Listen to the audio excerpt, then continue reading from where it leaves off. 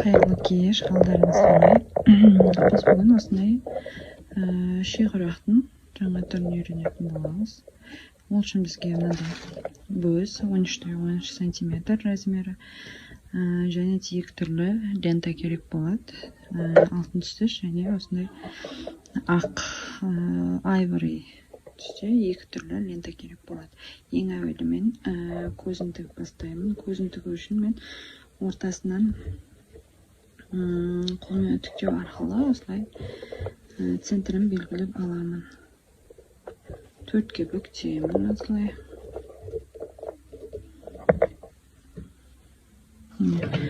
Осылай қоямын. Және де мен центрін осы алтын түсті лентаның өзінен қиып аламын. Ленталардың ені 2,5 сантиметр, ұзындығы шексіз кете береді. Сіздіңізде қандай ұзындықта бар, сол бойынша тіге бересіз. Көздің бір жағын бекітіп аламын. Жаңа осылайынан төртке бөліп, былай сызық түсіріп алдым. Сіздерге кішкене көрінбеуі мүмкін, бірақ мен өзіме көрініп тұр. Сол арқылы дәл центрға қоямыз да, көзді бір жағын осылай бекітіп аламыз. Ал екінші жағында уже жұмысқа кірісетін боламыз. Екінші бізде уже ақ түсті үйлер атамыз жүреді. Бұл құрақтың тігілу жолы құдық құрағына ұқсас келеді.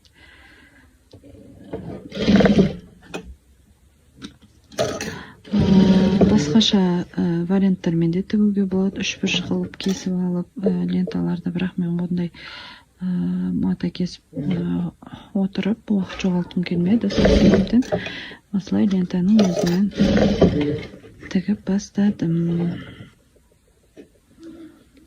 Және де көбі айту мүмкін, енді бұл құрақтың тігілу жолы басқаша деп, немесе өздеріңіз басқаша жолмен тігулеріңіз де мүмкін, бірақ мен осы жолмен тігемін. Ал білмейтіндеріңізге бұл ұнайды деген ойдамын.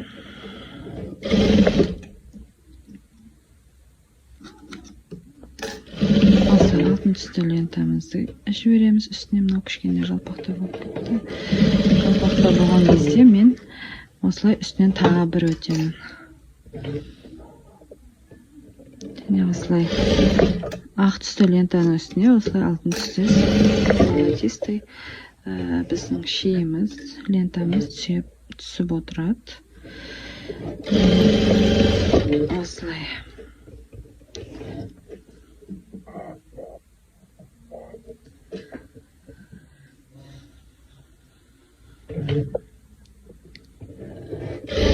Осылай түсіріп отырамыз. Уже соңғысы бізде мына жерді үшбұрышқа кесіп алсақ та болар еді, негізі үшбұрыш қылып айвори цветтен сал жерге де болады. Бірақ мен лентаның өзінен сала беремін. Лентаны осы алтын түсті астында тігілген құраққа бетпе-бет қойып, бірде болып алып тіге беремін. Кішкене шеттері шығып тұрады үйлердің. Мына жерде де уже біз мына жақтан бастамаймыз. Осы алтын түсті құрақтың үстінен бастап тіге беретін боламыз.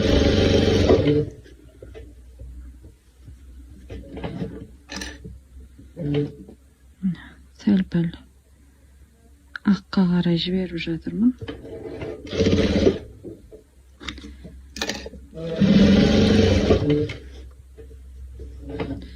Осылай жалғастырып тіге береміз.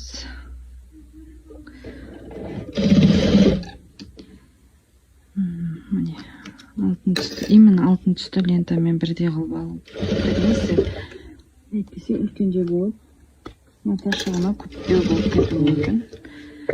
Міне осындай. Енді мына жерді біз үшбұрыш қылып, жаңағы золотистый лентамен үшбұрышпен жаба салуға да болады.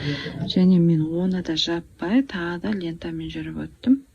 Тобы біздің құрағымыз өзгеше болып шығу үшін. Ал енді мына мен алтын түсті золотистый лентамды мына жермен ориентир ұстаймын, мынаның ортасымен, мына құрақтың ортасымен. осылай ориентир ұстап отырып тігемін. Немесе сіздер мынаумен ориентир ұстасаңыздар болады. Главное, мына бұрышты бізге жабу керекпіз. Сол үшін осы жермен мына жерден мына жерге дейін ориентир ұстасаңыздар да болады, осы көз арқылы. Немесе осындай жаңағындай мен айтқандай осы жерінен ұстасаңыздар болады. Мынаумен мына лентаның дәл ортасынан примерно ұстаймын. Мен ориентир қатып қалған қағида жоқ. Өздеріңізге ыңғайлы қылып жасай берсеңіздер болады. Міне осылай ашылғанда міне ұшы кішкене қалады. Так.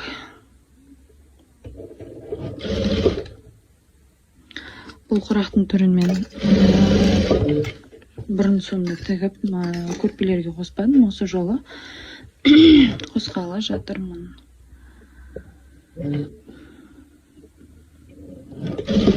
Енді қолыма мән бермеңіздер.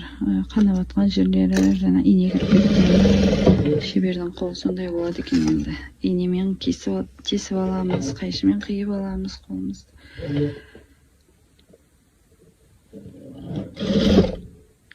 Мына жермен мына лентаның ортасынан ұстап отырмын. Енді мына ұштары қалды ғой. Мына жері, мына ұшы. Осыларды мен осындай үш бұрыш қиып алдым. 4-4 сантиметр жаңағы матаны, квадрат матамызды мен орта диагоналынан қиып шықтым. Сонда осындай үш бұрыш шығады. Бұл менде 4-4 сантиметр.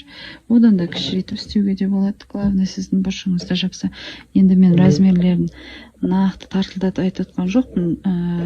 Айтып отқанда өзім қазір ғана осы құрақты тігіп шығардым да, үйрендім да.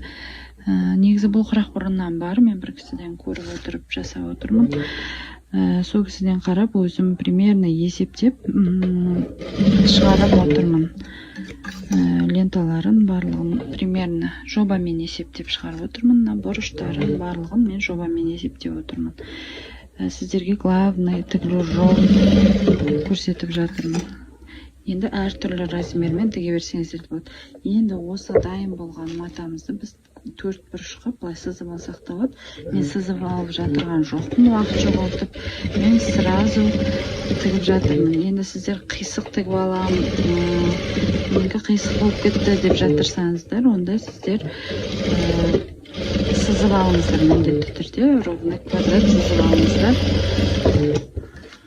Қазір айту мүмкін сонша мата, расход деп, мен енді басқаша жолын таппадым. Осы жолмен тігіп шықтым. Маған керекті 24 штук құрақ қажет болған. Мен оның барлығын тігіп шықтым. Міне осы соңғы құрағы болатын. Сіздермен де бөліскім келді. Осылай артылған жерлерін мен қиып тастаймын міндетті түрде. Міне сонымен осындай құрақ бізде пайда болды. Егер менің жұмыстарым сіздерге ұнап жатса, лайк басып, комментарий жазып, каналыма подписаться етуді ұмытпаңыздар.